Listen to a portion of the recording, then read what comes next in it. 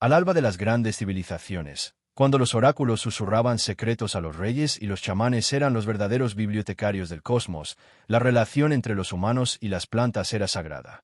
No como moda pasajera ni como evasión disfrazada de medicina, sino como una profunda alquimia entre cuerpo, espíritu y naturaleza. En ese contexto ancestral, el cannabis no era solo una planta. Era un portal. Pero un portal no conduce solo a la luz.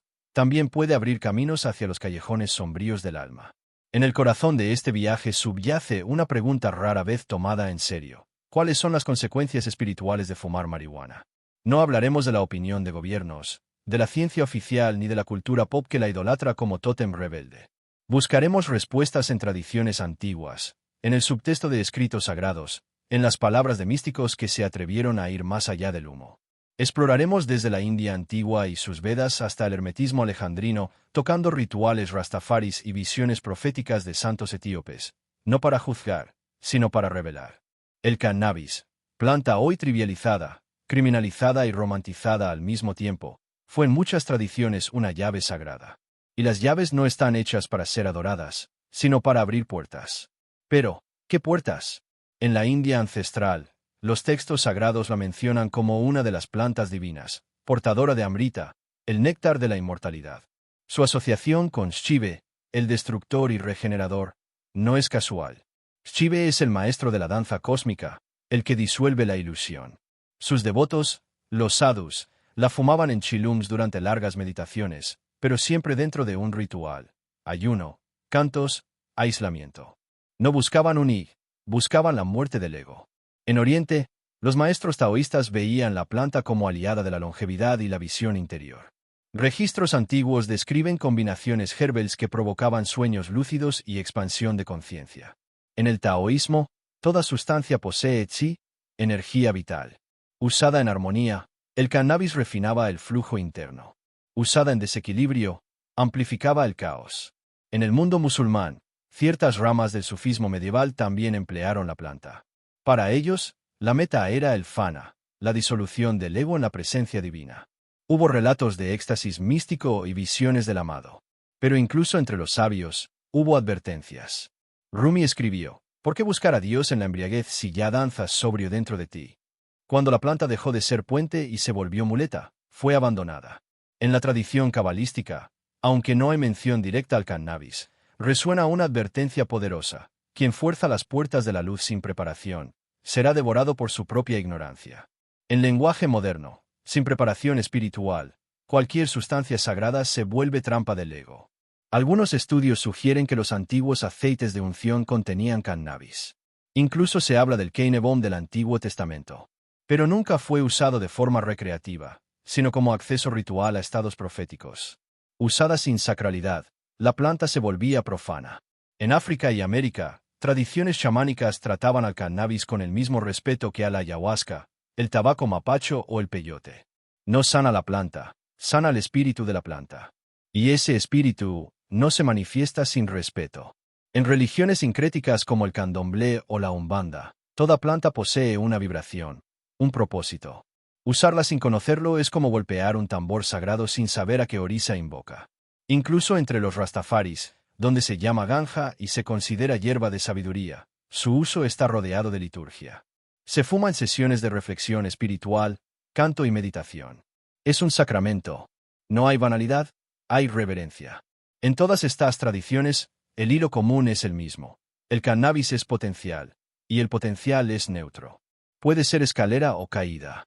No lo define la planta, sino el usuario. La conciencia, la intención, la preparación. El Corpus Hermeticum lo expresa claro. El espíritu no se rinde a quien golpea la puerta ebrio de sí mismo. Quien busca la verdad por atajos puede descubrir que el atajo era un círculo vicioso. Entonces la pregunta ya no es si el cannabis es sagrado, sino si tú lo eres lo bastante para usarlo. Porque toda planta que abre portales también abre espejos.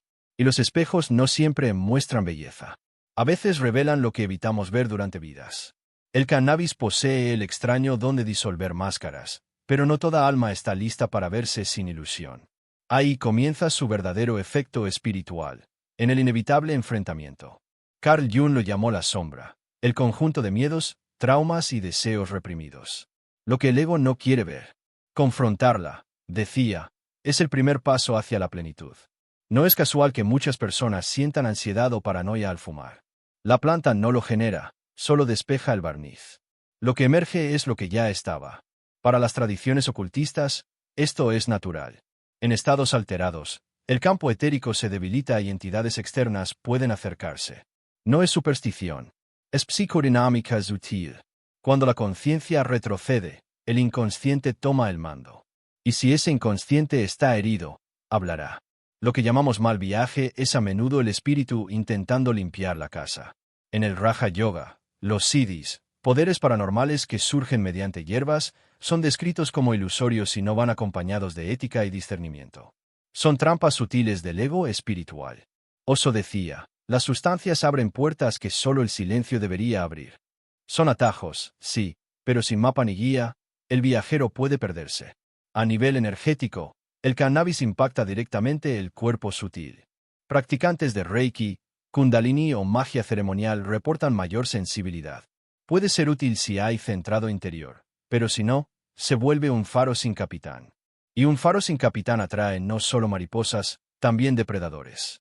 Algunos chamanes dicen, toda planta que abre, prueba. Y la prueba no es mística, es moral. ¿Qué harás con lo que ves? ¿Huirás? ¿Lo negarás? ¿O actuarás? Muchos consumidores crónicos relatan estancamiento. El cuerpo se relaja, pero el alma se detiene. La espiritualidad se siente profunda, pero no hay transformación. La cábala lo llama klipot, cáscaras de energía no integrada, experiencias místicas mal digeridas que crean la ilusión de evolución. Y ese es el mayor peligro, confundir sentir con transformar. Porque no toda expansión es elevación. La expansión sin dirección es hinchazón. Y la hinchazón, eventualmente, revienta. En ese punto, el cannabis, usado inconscientemente, se vuelve planta del estancamiento. No por su esencia, sino por el uso desconectado. Algunos dicen, siento paz, funciona. Pero la paz generada por algo externo es como el silencio de una sala cerrada. Hermoso, pero artificial. La verdadera paz nace incluso en el caos, porque brota desde el núcleo del ser. Si el cannabis te da paz, pregúntate, ¿te enseña a crearla o te alquila una ilusión? El verdadero encuentro con lo divino casi siempre comienza con la sombra. Y la sombra no es bonita. No hay arcoíris. Hay lágrimas, vergüenza, ira, confusión. Pero si te quedas ahí, respirando, algo sucede. No una revelación psicodélica, sino una integración silenciosa. Y ahí nace el verdadero uso espiritual del cannabis. En este contexto, es como un espejo de agua. Puede mostrarte el cielo, pero si te lanzas sin preparación, solo verás lodo. El viaje interior nunca es solo.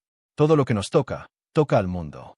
Toda planta de poder pertenece a una red sagrada. Cuando se le arranca esa red, se vuelve mercancía. Eso hizo la modernidad. Sacó al cannabis del templo y lo puso en el estante del supermercado cultural.